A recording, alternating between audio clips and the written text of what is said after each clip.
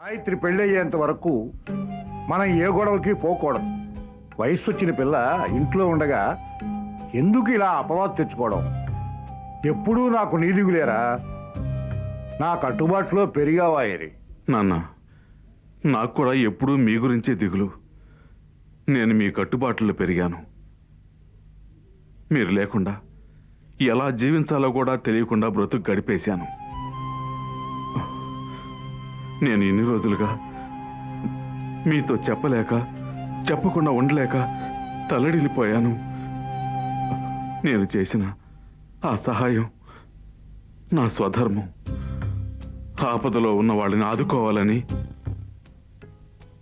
మీరే నాకు ఉపదేశం చేశారు. కానీ ఇంటికి వచ్చి వాకిట్లోనే పరిహారం చేసుకున్నాను. అది మన వైదిక మనుధర్మం కదా, అది కూడా చేశాను. అదంతా సరేరా, ఏమైనా కోతిపుండు తొందరగా ఆరదు, కుటుంబ కలహం అంత తొందరగా తీరదు, అది తెలుసుకో. నాన్న, ఎలాగో అన్ని విషయాలు మీతో చెప్పి నా మనసులో ఉన్న పెద్ద భారాన్ని ఎప్పటికైనా దించుకున్నాను. చెప్పాలంటే ఎంతో కాలం తర్వాత మీకు సేవ చేసుకునే భాగ్యము, సందర్భము నాకు ఈరోజు దక్కాయి. నేను మీ కాళ్ళు పడుతూ ఉంటాను. మీరు పడుకొని నిద్రపోండి. సోమనాథ, ఇంత వాడివైనా నువ్వు నా కంటికి ఇంకా చంటి పిల్లవాళ్ళ.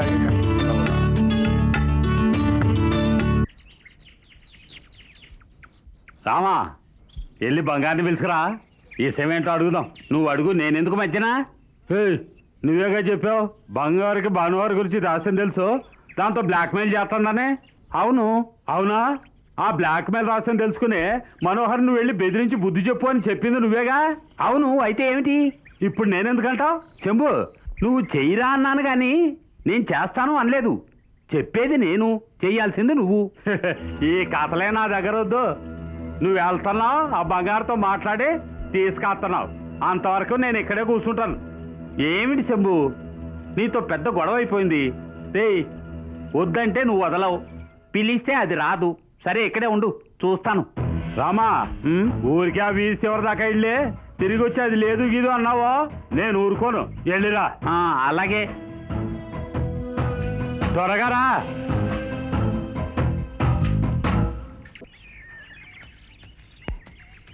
బంగారి, బంగారి, ఇదేం ఆకు? పేరు చెప్పకుండా ఆకు. మరి పేరు చెప్పే ఆకేది? ఈ పొగరే పనికిరాదనేది. ఏ ఆకు తాగితే దురద పెడుతుంది? అది కూడా తెలీదా? దురదగొండాకు. వాడు అదే కావాలంటున్నాడు. ఎవరు? ఇంకెవరు, శంభులింగమే. నా పనికి వాడి బుద్ధికి ఎదురుచొక్క కదా. అదేమిటి?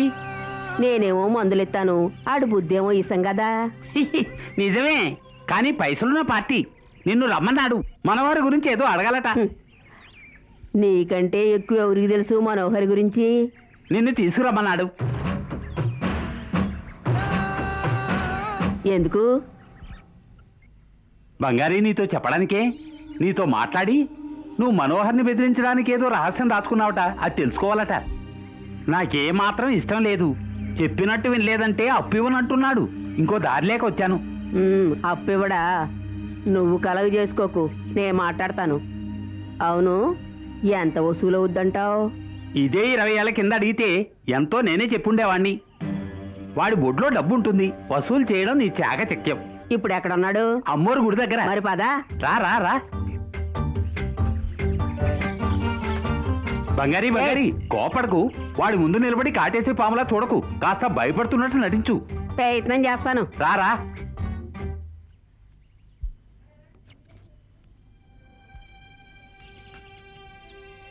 నువ్వు చెప్పినట్టే తీసుకొచ్చాను. దండాలయ్యా. గాయాలారయ్యా? దెబ్బలు తగిలితే కట్టు కోసం పట్నం వెళ్ళారంటగా.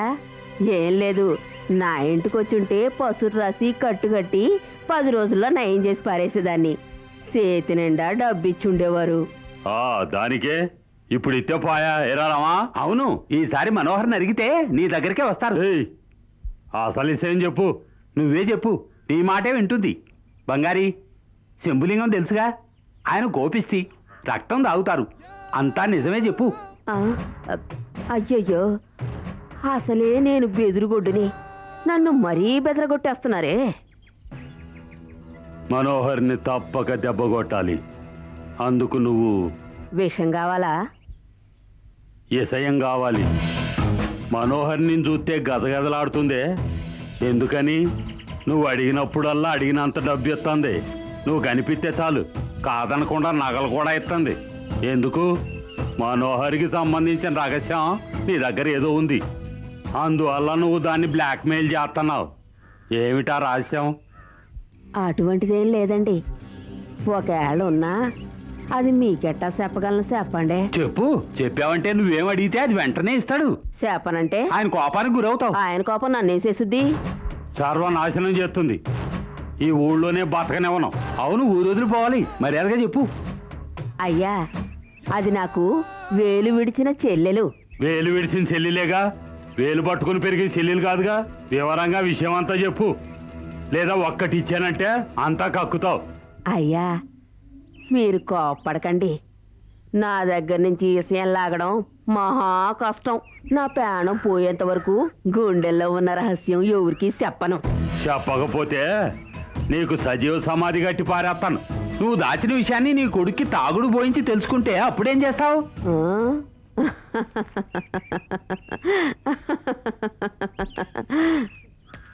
ఈయన వాడిని అడిగి తెలుసుకోకముందే వాడికి విషం ఇచ్చి చంపేస్తా. అయ్యయ్యో, కన్న బిడ్డకే విషమిచ్చి చంపేంత గొప్ప రహస్యమా?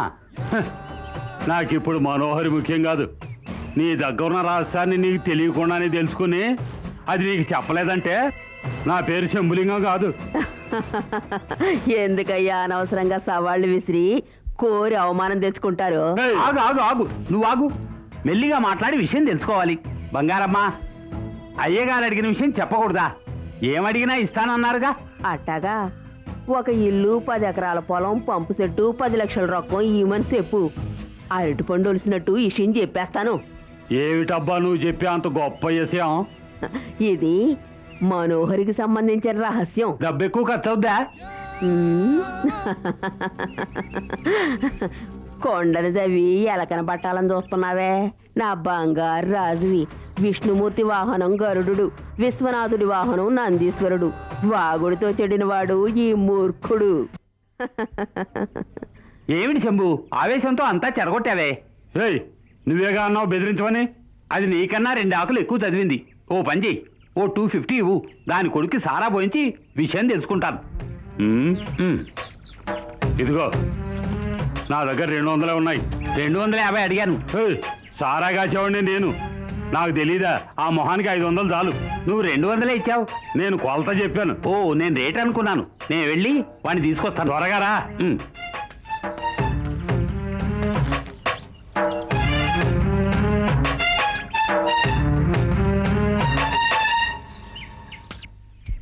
బంగారి బంగారి బంగారి బంగారి బంగారి, ఇదిగో. ఎందుకు? వాడెంత అడిగినా కూడా నువ్వు మనోహర్ గురించి చెప్పలేదుగా, అందుకు నా బహుమతి. బంగారి, నాకు సాయం చేస్తావా? మనోహర్ దగ్గరికి వెళ్ళి శంభులింగం నీ గురించి అడిగాడు, రామ చెప్పొద్దన్నాడు అని చెప్తావా? అట్టాగేలే.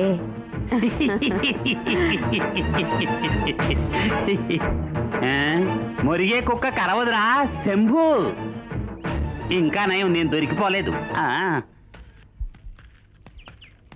ఏ శుభు, ఇట్రా.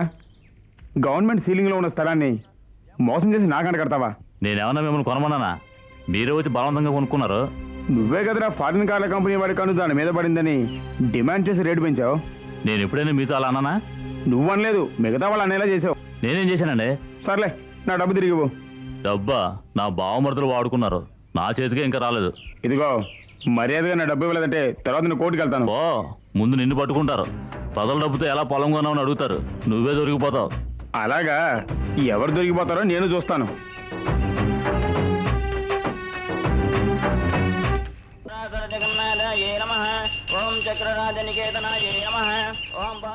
నిజం చెప్పు, నేను నీ శత్రువునా? ఎంతనే మీ శిష్యుణ్ణి. నేను ఈనాడు ఇలాంటి పరిస్థితికి రావడానికి కారణం మీరే. నేనా? ఆహా, మాట వరుస కన్నాను.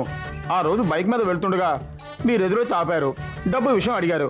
నేనేదో నా పిల్లల మీద ఉన్న కోపంతో అలా మాట్లాడేశాను. అందుకని అసలు పట్టించుకోరా. మెదడును ఉపయోగించి ఓ ఐడియా ఇవ్వు మావయ్య. మెదడు ఇక్కడ ఉండదు. సరే, పోలీసులు కంప్లైంట్ ఇవ్వాలి.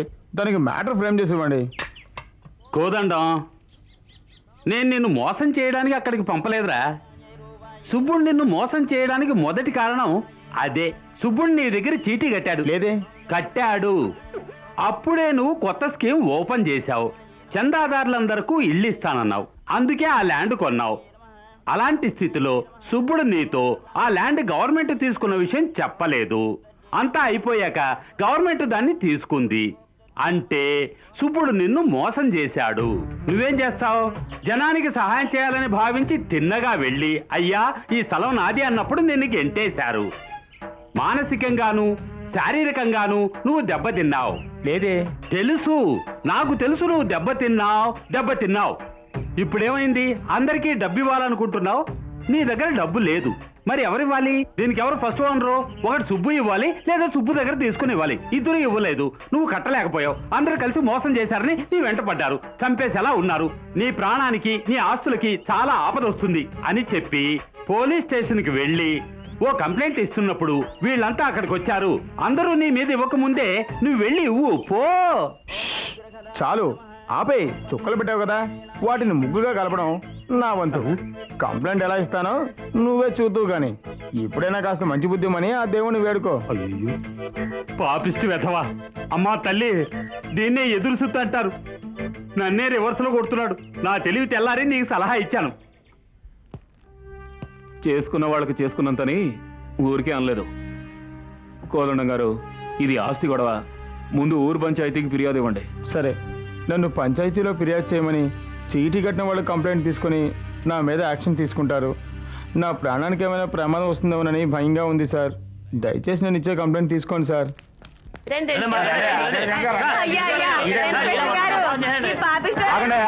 ఆగండి. ఎవరు మీరు? ఏం కావాలి? ఈయన కూడా మీ మీద కంప్లైంట్ ఇవ్వడానికే వచ్చారు. ముందు సుబ్బుడు ఈయన మోసం చేశాడని పంచాయతీలో ఫిర్యాదు చేస్తారు. వాళ్ళు ఈయన ఇచ్చే ఫిర్యాదు మీద చర్య తీసుకోకపోతే అప్పుడు మీరు రిపోర్ట్ ఇవ్వండి. అప్పుడే ఈయన మోసం చేశాడో మోసపోయాడో తేలిపోతుంది. వెళ్ళండి అయ్యా, వెళ్ళండి. వెళ్ళండమ్మా, వెళ్ళండి.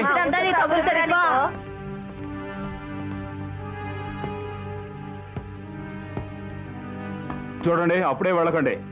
కాళ్ళు చేతులు విరి చేస్తారు. కాసేపు కూర్చొని వెళ్ళండి. Thank you sir. మీరు డబ్బు మొత్తం ఎవరికో ఇచ్చి మోసపోతారు. మేము అవసరానికి ఆదుకోవాలి. నా నగలు నేను చచ్చినా ఇవ్వను. మా ఇంట్లో వాళ్ళు అసలు ఇవ్వనే ఇవ్వరు.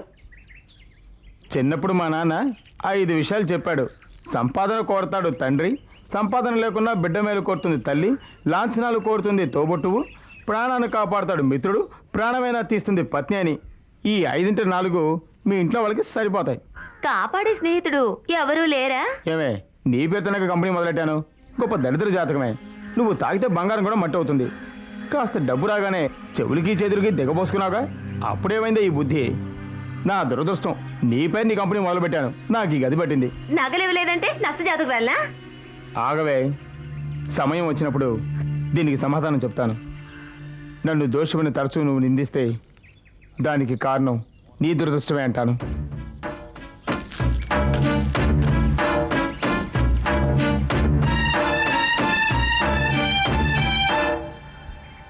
డబ్బు పోయిందని ఏడిస్తే ఎలా? పోయిన డబ్బు వసూలు చేసే మార్గం చూడండి.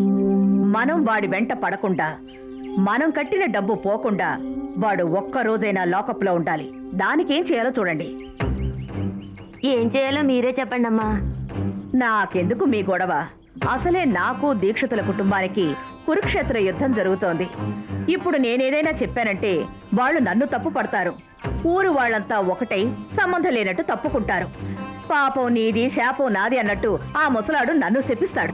అలాంటి వాళ్ళని మీరు ఎదురు దెబ్బ కొడతారుగా. అప్పుడైనా మా డబ్బు కోదండం కంపెనీ నుంచి తిరిగి వస్తుంది. అయితే ఓ పని చేయండి. నాకన్నా న్యాయమైన వ్యక్తి ఉన్నాడు. అదేనయ్యా గౌరీ భర్త డేవిడ్. అతనే ఇటువంటి కేసులకి హాజరవుతాడు. చీటీ కంపెనీల గురించి బాగా తెలిసినవాడు. ముందు అందరూ ఒకటిగా కలవండి. అప్పుడు వెళ్ళి కన్స్యూమర్ కోర్టులో డేవిడ్ ద్వారా చీటీ కంపెనీ మోసం అని కేసు పెట్టండి. దాంతో కలిపి ప్రజల డబ్బు తినేశాడని ఇంకొక కేసు పెట్టండి. డేవిడ్తో మాట్లాడి అతనికి అన్ని బాధ్యతలు ఇస్తే డబ్బు దీక్షితుల ద్వారా మీకు అందుతుంది. చాలా చక్కగా చెప్పారమ్మా. డేవిడ్ గారిని కలిసి కేసు పెడదాం. అట్టగే మంచి ఆలోచనే. అవును మరి. ఆ పని చేయండి. చెప్పేవాడికి వినేవాడు లోకువో, వినేవాడికి చెప్పేవాడు లోకువో తేలిపోతుంది.